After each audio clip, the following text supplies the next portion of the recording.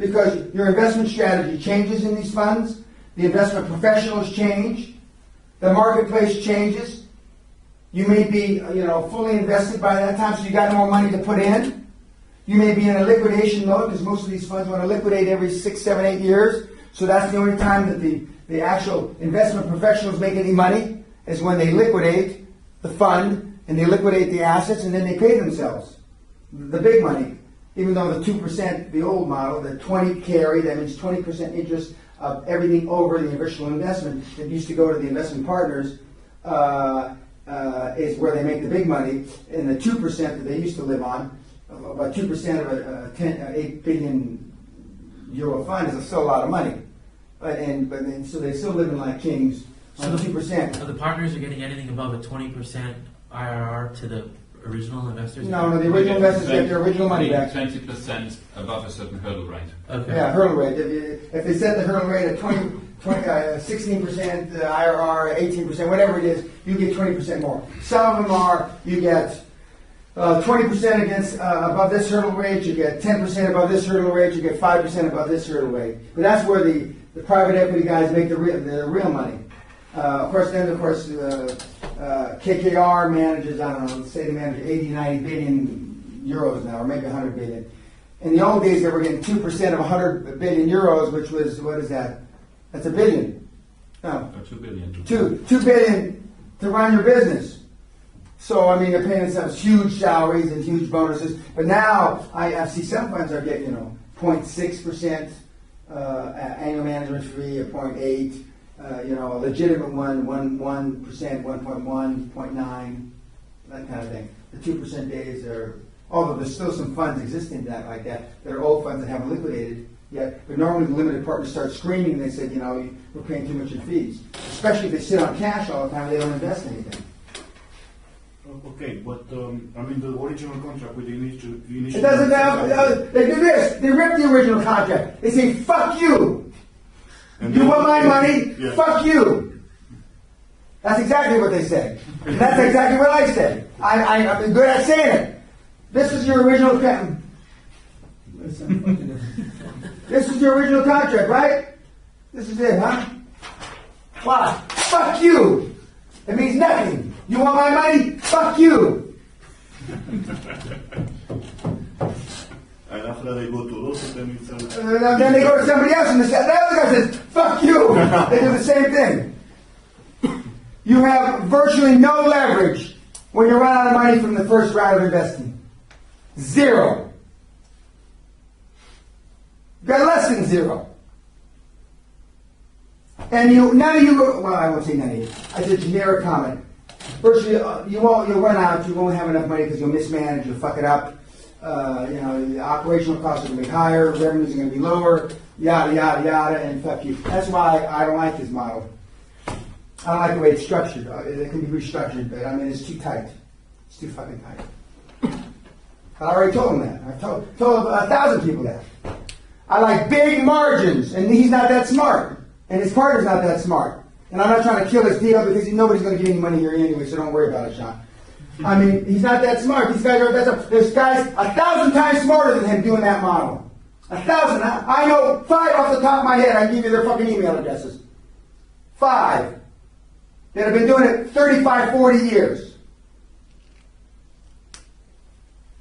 But it's easy to do, otherwise Sean wouldn't be doing it, like I told you.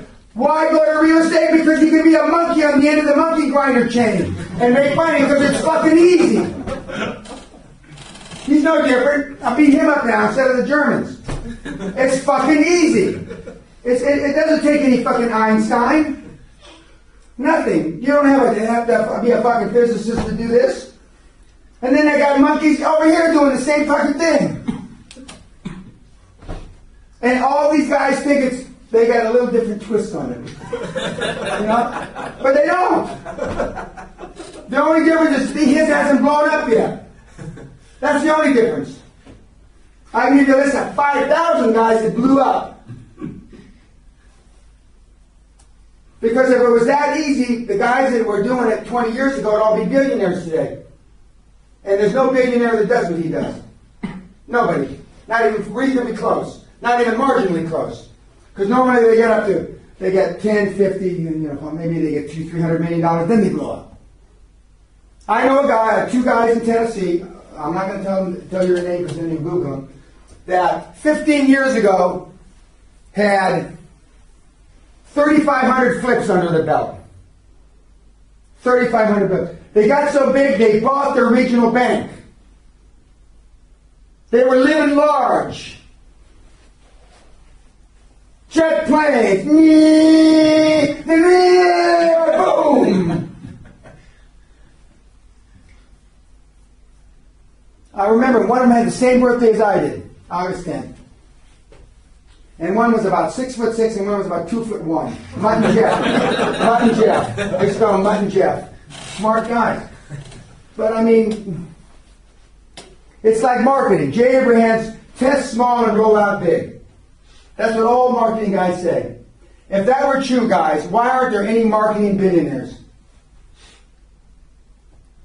Why? Because it's not true. You can test small and roll out big, but then when you roll out the big rollout, the 2 million piece rollout, it doesn't work. Because they're called statistical anomalies. And I'll tell this one last story and then we're going to go to eat. J. Abraham, and I hope you listen to this, Jay. God love him, is arguably one of the smartest marketing guys on the planet. No question about that. Smart guy. He did this marketing test, and he tested it, 3,000 piece, 5,000, 7,000, 50,000, and it all came back. And the return on a direct mail piece in the old days, if you got back 2%, you had a winner. It was fucking winner. Yeah, I mean, you were Einstein. Well, he was getting these results, 2.3, 3.6. Yeah, oh, fuck, this is too good. And in the old days, he always used to, any deal that he would market, he would put up 5 or 10% of the money and take 50%. His carry, his promote would be the difference between 5% and 50%, or he'd take a 45% carry, and everybody else put up their own money. Well, this deal he loved so much, he put up all the money himself. Just like I've done this before. All the money himself. He did a 25 million piece mail out, or rollout. His results had been 4, 5, 6%. His results were less than 1/1,000,000% back on his 25 million piece rollout. Not even his fucking mother. You always put your mother in there for a test to see if the mailings worked. Not even his mother responded on this one. So what happened? And he spent umpteen million dollars doing it. Because testing small and rolling out big does not work 100% of the time. And Robert would do the columns, with his diploma. And then the time that he got, Deutsche Bank in to put up 400 million euros, and then they take his house, they put him in jail, they take his children, they take everybody. Because that's why none of these deals, if they were so fucking easy, everybody'd be doing them. They don't fucking work. Marketing works in pockets. It works in pockets. There are no marketing billionaires. I rest my case. There are even no marketing really rich guys. I rest my case. There are advertising rich guys, but they're doing blanket advertising. There's no way of testing whether that picture, that naked girl in the magazine is really bringing anybody in. Whereas in internet marketing, you know for sure that now in an hour whether it works or not. And that's why we're getting more away against what's called pasteboard advertising to internet marketing, because internet marketing, you really can tell if it works or not. And that's why none of the big advertising companies want to use internet marketing, because it's measured. You can actually see. But within that, he's got a model that works. And he's going to continue to work, and there'll be at some level he can't raise any more money. And that's normally when they blow up. I don't know what that level is. You don't know. The market's different. He's got a great story. Silicon Valley to 45 minutes. That sounds like Fred Smith's deal, why everybody's in Memphis, Tennessee for Federal Express, which is a load of shit. They're there because they're all too fucking poor. That's why they stayed in Memphis. But that's a great line. I like that. They've thought it through. They've had some people say no in the past, so they've had to come up with creative answers of why.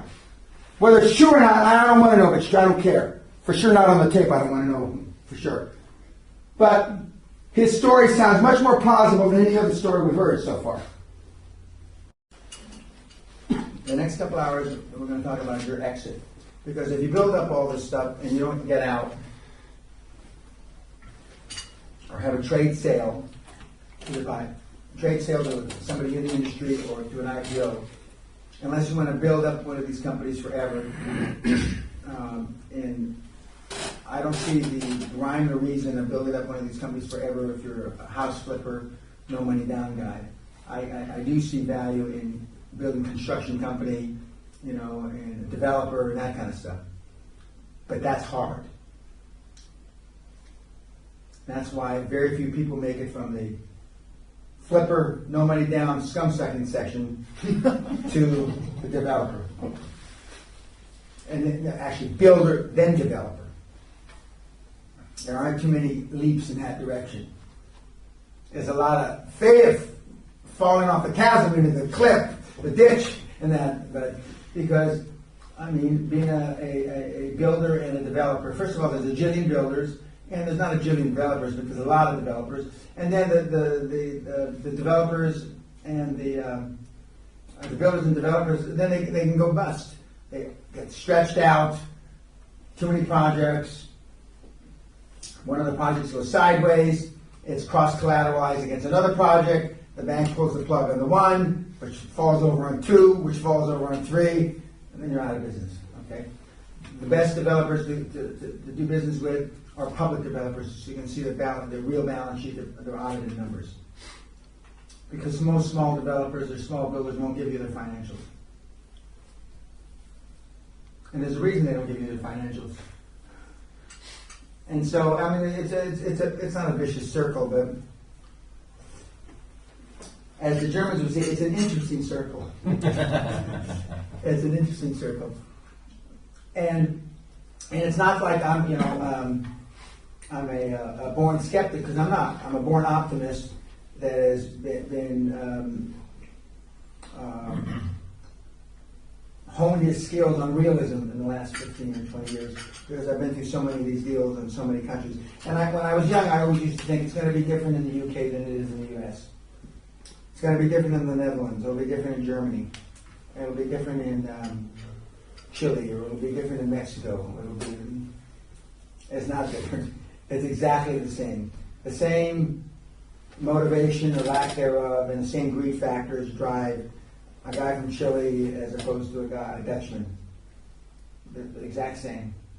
And then I thought it'd be different in South Africa a few years ago, because Sally and I love South Africa, love Cape Town. We just loved it there. And we opened 3 offices: Cape Town, Johannesburg, and Durban. We didn't like Durban, we didn't like Johannesburg, but we loved Cape Town. What do the 3 offices do? Deal scouting? Deal scouting, yeah. Energy? No, not. I don't. You're not listening. I'm not interested in energy deals anymore. I'm not. There's no margins in them.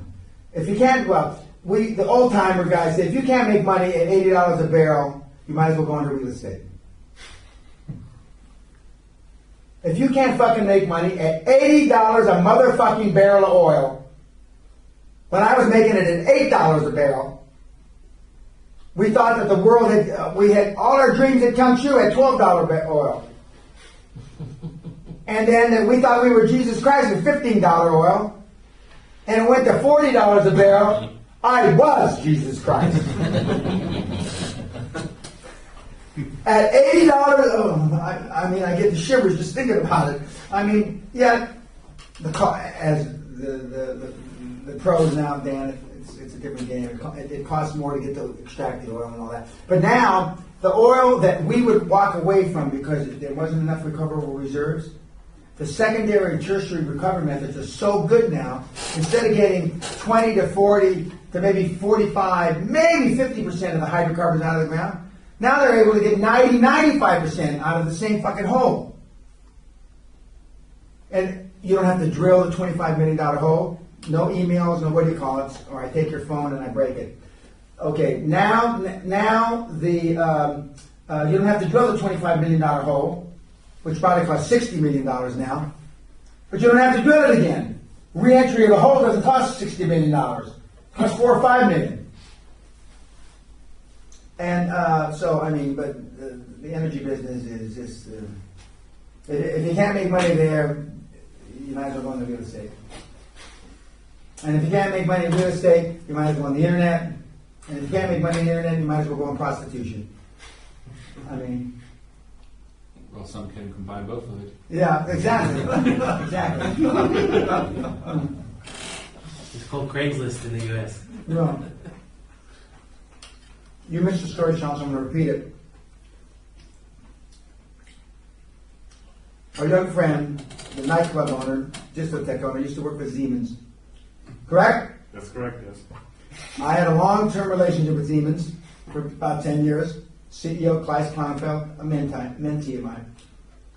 I used to tease the Siemens guys when it was in the paper 4 or 5 years ago. An engineer from the north, it was in the north, I can't remember where, on the internet, lured some guy in that wanted to die, and he convinced him to die, and so he drugged him. And while he was alive, this Siemens engineer cut part of his leg off and roasted it and ate it while the guy was alive watching. Siemens engineer. I'm sure he had a diploma or two, I'm positive. And it was a huge embarrassment for Siemens. Huge! I mean, nobody wanted to talk about it. Of course, it's all over the papers, too. So the more you don't want to see it, the more it's in the papers. And, if you can't make it in the oil business, energy business, I just tell people to do real estate. And that's why this real estate flipping thing became popular 30, 35 years ago, because moms could do it part-time. They take their kids to school, they come back, they look at the dead, and they flip houses and this shit. They refurbish the houses. So it's perfect for Bjorn. It's absolutely perfect. It's no hassle whatsoever. You can just take, don't need much expertise. I'm not saying anything against housewives and moms, so that didn't mean it that way. That's the way it came out, but I'm sure that's not what I meant. But I mean, and then grandmothers started doing it. I've got Rose Germany, a famous mentee of mine, 67 or 67-year-old grandmother who did this, built up a big portfolio. She started with credit cards. And she did it with credit cards, and then she had to get finance, and then she got a line of credit, and this and that. And then her nephew, who was an accountant, had to work with that. It was a big business. And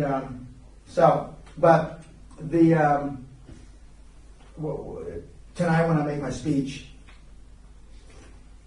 and I talk about bringing value, I'll talk more about it. But we're going to talk about how do we get out of this hog now. We're assuming you're all going to be successful. We're 3, 5 years down the road, whatever it is. I hope it's no more than 3 or 5. Not 10 or 20, but 3 or 5. I'm not into the dynasty building, so although I'm very proud that part of the company that I founded is now part of Parker Drilling, which is a New York Stock Exchange member firm.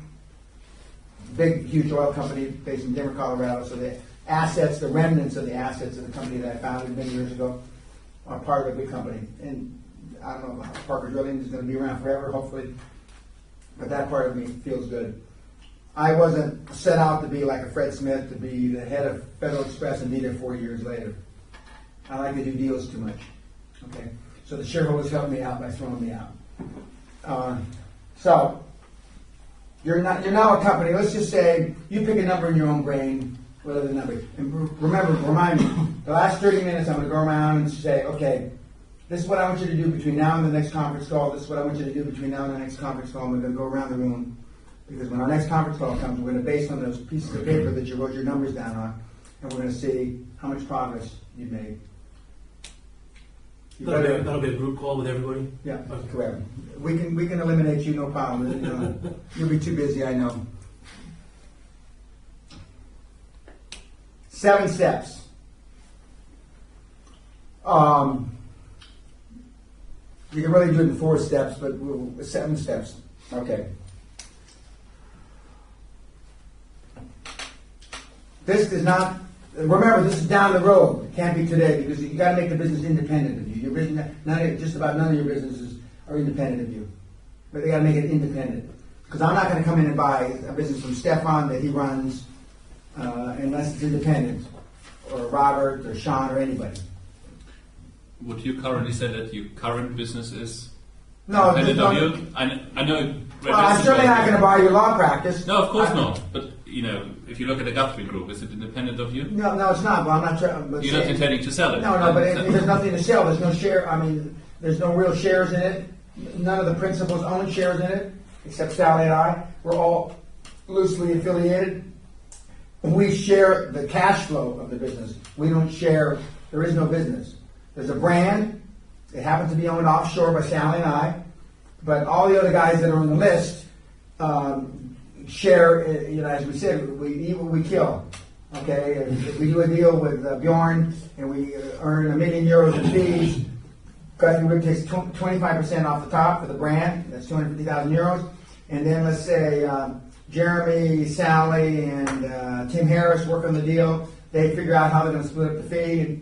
And let's say they decide to take a third, so that they'll each take €250,000. And it'll go straight to their account, no taxes taken out because they're independent contractors. And then, we pay, our only taxable income, to the extent that we pay taxes offshore, is the €250,000 that the Guthrie Group made for the brand payment. If I get involved, then the Guthrie Group, because I normally take mine into the Guthrie Group, so it has more money in it. But Sally doesn't take. So when Sally's involved, she takes her money straight to her. And so, so we're not trying to sell. And very much the Guthrie Group is not independent of me. The Guthrie Group, when I die, it's not likely the Guthrie Group will go on unless by some quirk of fate, my son in 20 years or whatever, 30 years when I'm gone, has built up enough reputation to take it. But that's a long stretch. So even though his goal in life is, and as he told Klaus Kleinfeld at dinner 5-6 months ago, my goal is I want to cross swords with my father and bring him to his knees. And Klaus said, I wasn't there, so I can only tell you what they did. My son said, it's a very ambitious goal, but I would hesitate in telling your father that. But Derek had told me before that. So when I told Klaus, he said, does he know what that really means? I think intellectually he does, yeah, intellectually, but I don't think he knows emotionally. He doesn't know that I cut his head off and shit down his neck. He knows I fire him, but he doesn't know that I chop him up for a canapé, like in Silence of the Lambs with a little Chianti, and I eat his heart. He doesn't know that. So, unless there's a big stretch, there's going to be no more Penas coming for the Guthrie Group. Unless one of the other guys or gals sufficiently, can convince the people that we represent that they can carry on the brand. A good part of the Guthrie Group brand is where we are. And so when I die, the castle's still going to be there, and if it's still operate out of it, that's fine. But I'm not separate from the business. I'm a majority of the business. I don't bring a majority of the fees in anymore. I used to, but Sally brings in more fees than I do. Okay, but you got to make it independent because you want to sell it, and and often when you sell your business, say, okay, Bjorn, we want you to stay on 18 months. We'll pay you a third after now, a third after 12 months, and another third after 18 months because we want you to stay. We want you to have some incentive to help us work the business and learn what you know. Okay. Bjorn will say, no, I want out now. I don't want to be tied to it. I said, okay, well then if you want out now, we're only going to give you 70% of the purchase price. And you still want to lock, whoever's the purchaser is going to want to try to buy you out of your own cash flow, at least some portion of the purchase price. They're not going to give you 100% cash up front, unless you're idiots. But there are idiots around, so maybe that'll happen. Okay. A business is not saleable unless it is almost totally independent of its owner and founder. Now, it's saleable at the highest price possible. It is saleable, with you. I want to work 3 more years. I want to work 5 more years. That happens once in a while. But normally, after the first year, you can hire whatever expertise he or his wife or son brought for a lot less money than they pulled out of the business.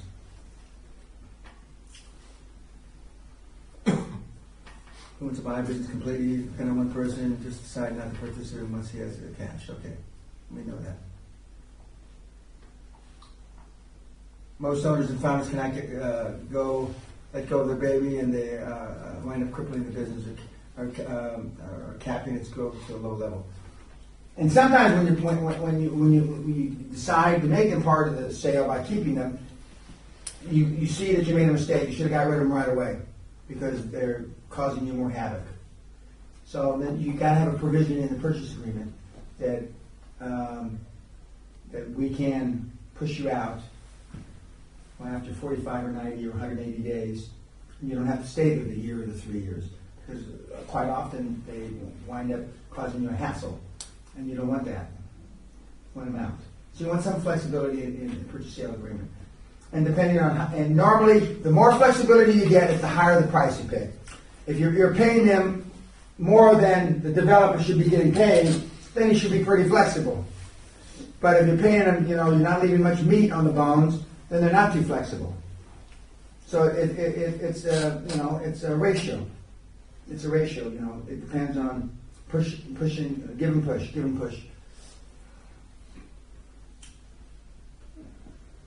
You've heard me say that private authorship kills deals because you don't want to let go. And of course, all of you, I'm sure, won't suffer from private authorship because you're going to want to get out. Most entrepreneurs are great deal makers, but poor managers. So consider bringing in professional management and be prepared to share and ultimately let go of your dream. Only in this way can you realize the benefits. I've already told you, if you're not capable, for example, not capable of making the financial presentations after you give a few, bring in somebody that can make the financial presentations. The same as the management of the company. If you can't manage it, if there's been no growth beyond the inception of when you started the company, then you need more professional managers.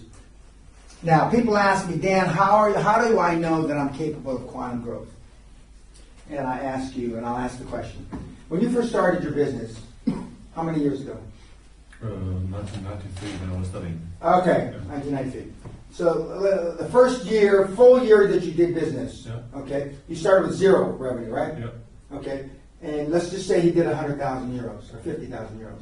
That growth from 0 to 100 or 50,000 euros is geometric growth. That's not arithmetic growth.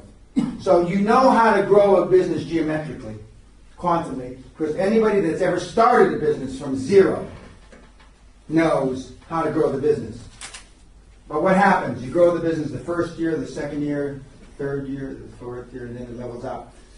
Because you start to sit on your assets, you start to cover your assets, and you realize you get the momentum we talked about with the flywheel effect. You start to get the momentum, and you have to work less hard to create the same or slightly less or slightly more revenue.